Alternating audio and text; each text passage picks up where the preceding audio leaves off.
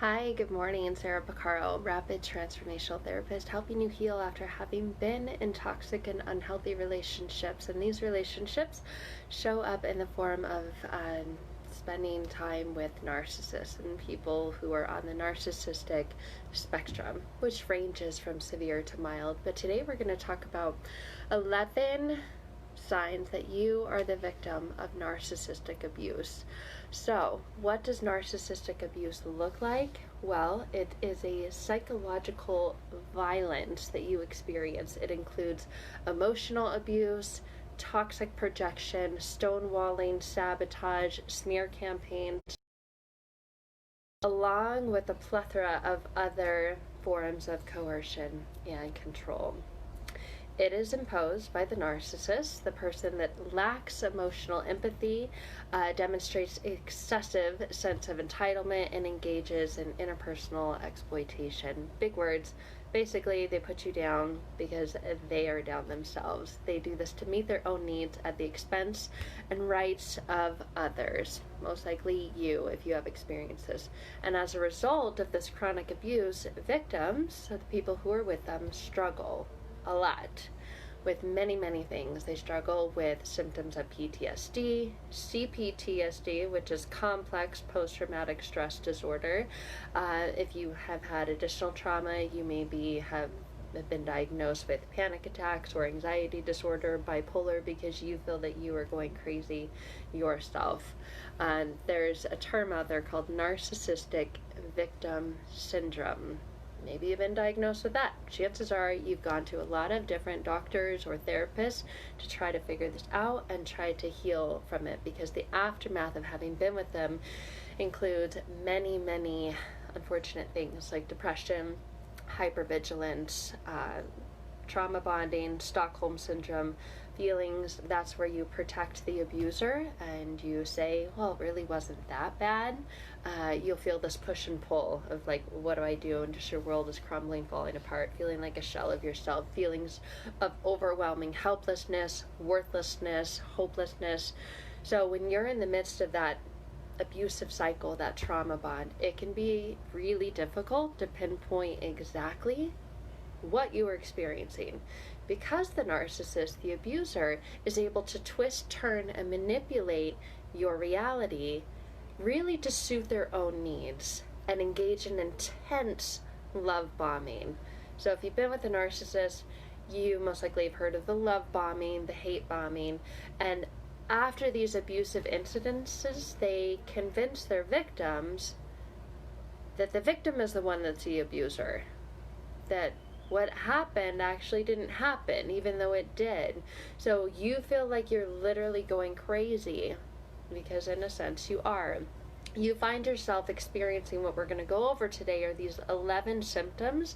If you've been in a toxic relationship with a partner or someone who disrespects you, invalidates you, mistreats you, and you may still be working on trying to heal from that. And I talk a lot about like going within, healing from within.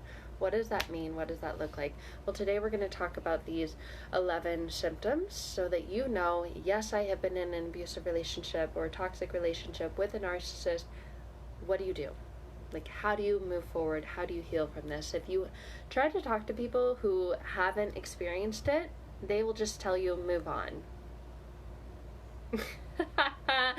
It's not that easy, okay? So the first thing is that you may have experienced disassociation, and this is a survival mechanism. This is a trauma response. If you have experienced disassociation, what this means is that you feel emotionally or even physically detached from your environment. You experience disruptions in your memory, your perceptions, your consciousness of who you are. I can't tell you how many times I hear people say, I don't even know who I am anymore.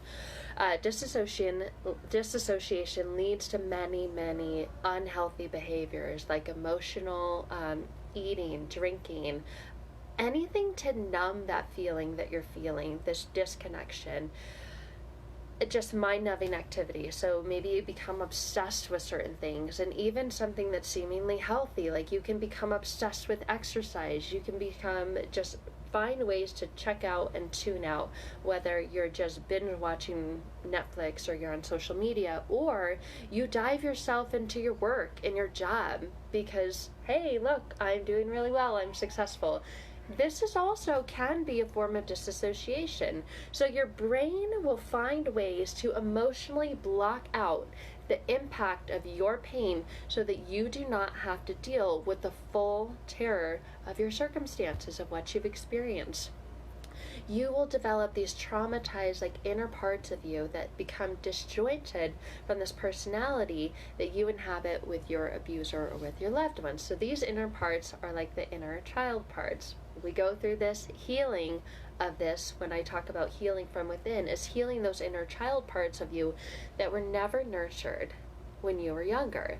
The true anger, the true disgust that you feel towards your abuser are parts of yourself that you cannot express around them. I'm going to give you a minute with that because that was a big one.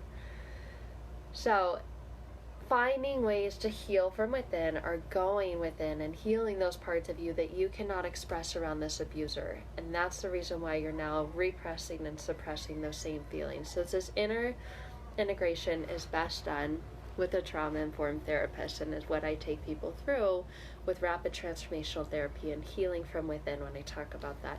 The second thing you'll notice is that you're constantly walking on eggshells. Like, imagine that. Imagine an eggshell. It's jagged, it's pointed, and feeling like you're walking on that. That's that feeling. That's a common trauma response. It's a symptom to avoid anything that represents reliving the trauma. That's the last thing that you want to do. Of course, you don't want to continue to relive it, but you are, whether it's people in your life or places or activities that pose a threat. And this is going to go into what, the next 9 things. Whether it's your friend or your partner or your family, a coworker, this can show up anywhere. You feel that you're constantly watching what you say or watching what you do around this person. And the less that you incur their wrath, their punishment, you become the object of envy. So you'll find that this doesn't work. You're constantly feeling like you're walking on eggshells, but then you still get triggered. You still induce that within them.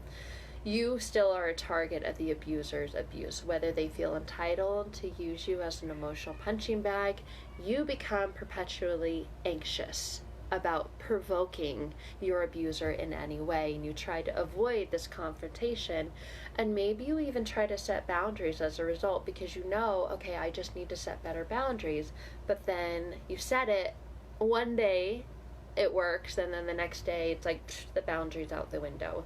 So this leads to you extending your people-pleasing behavior outside of that abusive relationship. Even you lose your ability to become like fun and spontaneous or assertive while navigating this world of yours, especially with people who resemble or are associated with your abuser or the abuse. So you may find this whole corona thing is the norm, because you have already isolated and sheltered yourself from this, because you're not fun and spontaneous.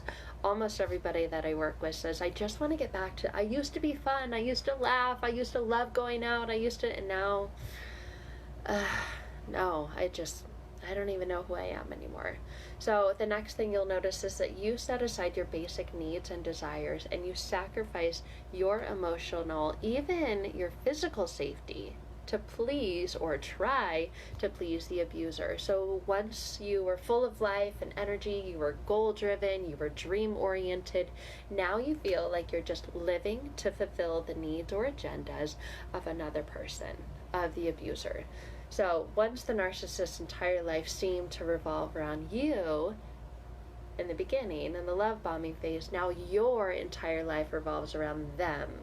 So you have placed your goals, your hobbies, your friendships, your personal safety on the back burner just to ensure that your abuser feels satisfied in the relationship. And of course, you realize that he or she will never be satisfied, regardless of what you do or don't do. So you'll notice this leads into the fourth one. You struggle with health issues. You have somatic symptoms that represent your psychological turmoil. I had so many surgeries when I was in my marriage. Like, I couldn't go to the bathroom, and doctors were trying to say, oh, it's IBS and you need to like take this medication. I was doing all kinds of cleanses. I had surgery on both of my ears. Well, guess what that represents? My mind telling me I didn't want to hear what I was hearing. I developed what's called a cholesteatoma in both ears. Very rare. They don't know how it happens, but there it was, needing major surgery on both of my ears. I don't think it's a coincidence. You may have gained or lost a significant amount of weight, developed serious health issues that did not exist prior to those experienced physical symptoms.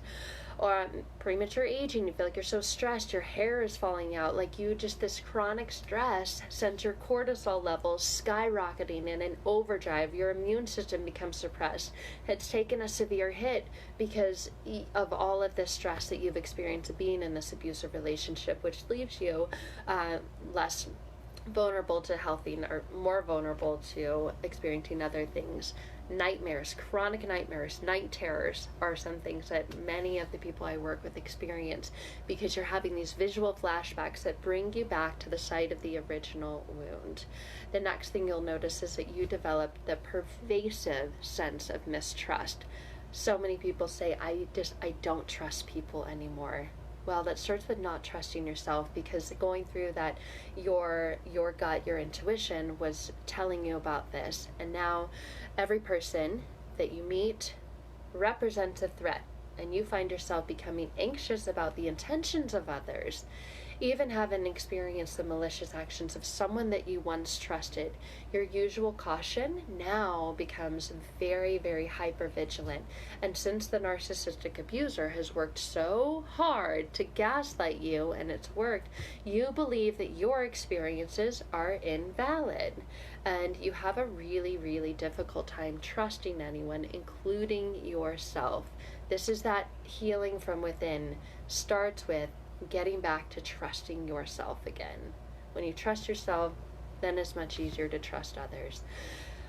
This is one I experienced and is a hard one to talk about. It's kind of taboo, but it's very real. You experience suicidal ideation or self-harming tendencies because you become so numb. You will do anything to feel, or just simply want all the pain to go away. And maybe don't take steps to try suicide, but you idealize it. I know that was me. I just used to picture driving in my car, closing my eyes, and just putting the foot on the gas pedal, and just like being done with all the pain. So along with this depression and anxiety, you may notice this very increased sense of hopelessness. Your circumstances begin to feel extremely unbearable, like you can't escape them even if you wanted to. And you develop a sense of learned helplessness that makes you feel as if you don't want to survive another day. You may even engage in self-harm as a way to cope. I've had clients who tell me like they'll take the edge of their toothbrush and just make their gums bleed just to feel. You just start to do weird things and harm yourself just to feel. This is obviously not a fun experience, but this is the way that abusers essentially basically commit murder without a trace. And they get you to start doing it yourself. This next one is kind of with the corona thing. People will self-isolate. So many people who've been with narcissists prior to this whole COVID thing are like, this is actually my norm. This is my life. Because abusers isolate the victims. They isolate, but victims also isolate themselves because they feel a sense of shame about the abuse they're experiencing, given the victim blaming and the misconceptions about emotional and psychological violence in society. Victims become re-traumatized oftentimes by law enforcement. I know I've had to get the law involved many times, and maybe family members or friends or the harem of the narcissist members. They invalidate your perceptions of the abuse. They don't believe you. They tell you you're the crazy one. This person is so amazing. They would never do that. and you're sitting there feeling more isolated and alone, and you just develop this sense of fear that no one will ever believe you, no one understands what you're going through. So instead of reaching out for help, you make the decision to just withdraw from others, because it's a way to avoid judgment and avoid retaliation from the abuser. I have goosebumps, you guys. It's such a very, very real thing. So I hope you find help in these videos, in this community. The next one that you'll notice is that you find yourself oh my god, this was huge. You find yourself comparing yourself to others, often to the extent of blaming yourself for the abuse. This was a daily, like multiple times a day thing for me. The narcissistic abuser is very, very skilled at manufacturing love triangles or bringing another person into the dynamic of the relationship to further terrorize the victim. And they even get you to do this to yourself. I am huge into yoga. I love the body, mind, connection, spirit, and anytime I would go to yoga, I would see like someone's hand up and like whatever pose we were doing, and they had this huge wedding ring on, and I used to go, God, look at them, like they're happily married. And then I would just replay the abuse in the story in my mind because I was very unhappily in a relationship. And I didn't know why I couldn't just leave and like go find someone who would put a huge rock on my hand and make me happy. Well, that's because that doesn't exist. You have to go within and make yourself happy. But you find yourself blaming yourself. So victims of narcissist abuse will idealize this fear that they're not enough. And that's at the root core of all of it. You constantly strive to compete for the abuser's attention and approval, to feel like you are enough. You'll notice that as a victim, you compare yourself to others in happier, healthier relationships. This is where social media gets to be very, very re-traumatizing. If you sit there and scroll and you're like, oh my god, they look so happy, they're in love, or you find yourself wondering why your abuser appears to treat complete strangers with more respect. What the you don't even know them, and look how nice you are to them. And I'm with you all the time, and you treat me like shit. What the hell? This can send you into this downward spiral trap door of wondering, why me? I do everything for you, and you treat someone you don't even know, a complete stranger, better than me. And this gets you stuck in this abyss of self-blame. Well, the truth is, the abuser is the person who should be blamed, not yourself. You are in no way responsible for being abused. I want you to know that and believe that. I know it's hard. I've been there. But this leads to the next one. You self-sabotage and you self-destruct. If you're a victim of narcissistic abuse, you find yourself ruminating over the abuse and hearing that abuser's voice in your mind. It becomes your inner voice, and it becomes amplified, this negative self-talk and this tendency towards self-sabotage, especially with malignant narcissists like my ex was. Malignant narcissists program and condition the victims to self-destruct, sometimes even to the point of driving them to suicide. So please, before you ever even think about that, reach out, seek help. But due to the narcissist's even covert and overt put-downs, that verbal abuse and that hypercriticism, the victims develop this tendency to punish themselves because you carry so much toxic shame. And this means that you begin to sabotage your self-goals and dreams, academic pursuits. So many people, like, after they finally healed, it's like, oh my god, I can finally, like, go back to school. I can do what I've always wanted to do. I couldn't do it when I was with them. And that's a part of getting your life back. The abuser has instilled in its victims a sense of worthlessness, and they begin to believe that they are undeserving of good things. So know that you are. I promise you there's light at the end of the tunnel. But this leads into the next one. You begin to fear doing what you love, and you begin to fear achieving success. So this self-sabotage, even if you have still, some abusers say, I don't want you to work, I want you to stay at home, I'll take care of you. But even if you are in a job, you self-sabotage and you will keep yourself from achieving success. Pathological predators are envious of their victims, of the people that they are abusing, so they punish them for succeeding. Oh my God, this was so true in my last relationship. This conditions the victims to associate joy, interest, talent, any area of success with cruel and callous treatment. This conditions the victims to fear success, lest they be met with reprimand. So if you succeed, then they're just going to bring you down. As a result, you become depressed, you become anxious, you lack confidence. That's one of the number one things. You hide from being in the spotlight, and you allow your abusers to steal the show again and again and again. Realize that the abuser is not undercutting your gifts because they truly believe that you are inferior. It's because those gifts threaten their control over you. And then this leads to you to gaslighting yourself. Oh my God, like, does it get any worse? Well, this is the Stockholm Syndrome part, the trauma bond. You begin to protect your abuser and even begin to gaslight themselves, making it easier on the abuser because now you're doing it to yourself. So you begin to rationalize and minimize and deny the abuse. These are survival mechanisms for victims in abusive relationships in order to rescue the cognitive dissonance that erupts when the person who claims to love you mistreats you. Victims of abuse convince themselves the abuser is really not all that bad, or you must have done something to provoke the abuse.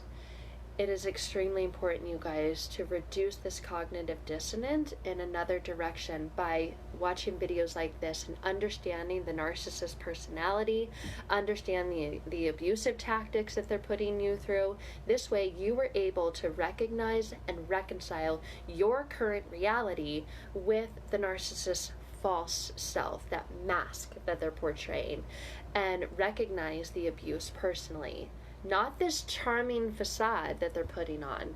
So remember that this intense amount of trauma bond is formed between the victim and the abuser because the victim has been trained to rely on the abuse for their own survival. Victims oftentimes protect their abusers from maybe legal consequences. Maybe you have bailed your abuser out. I know that was the case in my last relationship. You portray this happy image of the relationship on social media or with friends or out in public. Oh my gosh, we're good, nothing to see here. But you overcompensate by sharing the blame of the abuse and saying, no, if I hadn't done this, they wouldn't, it's my fault. I shouldn't have done this. So, it's been a long video, but thank you for tuning in and listening till the end. What do you do if you have been through this? Well, first of all, get out of that relationship. Get out safely. Make your plan if you haven't already. A lot of times financial abuse is a part of this, so save some money. Save some money. Get out when there's using the silent treatment or stonewall. Use that time to make your plan, be with yourself, enroll others who are supportive and understand in helping you get out, and then create a safe plan. Oftentimes, you need to get a protective order, you need to get an injunction of harassment, you need to file things through the court because these abusers won't stop. Like, they will come back, they will hoover, and when they come back, you have induced a narcissistic injury. That will see their narcissistic rage spike up, and they will start smearing your name and who you are all over. Let them do it. They're going to do it anyway. There's nothing you can do to stop that. But get yourself in a safe place. And oftentimes that includes getting your finances in place. After you were out and you were safe and you were ready to heal from within, you got to go and connect to these subconscious beliefs that kept you in that relationship and undo. It's like this nasty web of, imagine like a ball of yarn. It is so messed up and in there in your head. That's what healing from within is going in and untangling that and really processing all the feelings, the toxic shame, the guilt, the anger, the betrayal, the abandonment, the rejection, all of that. And that is what I help people with rapid transformational therapy and coaching. So I hope this video is helpful for you. Please like, share, comment with anyone that you know may be in this type of situation. And there is help, I promise you guys. Thank you all. And click on the banner if you want to connect, talk, and learn more.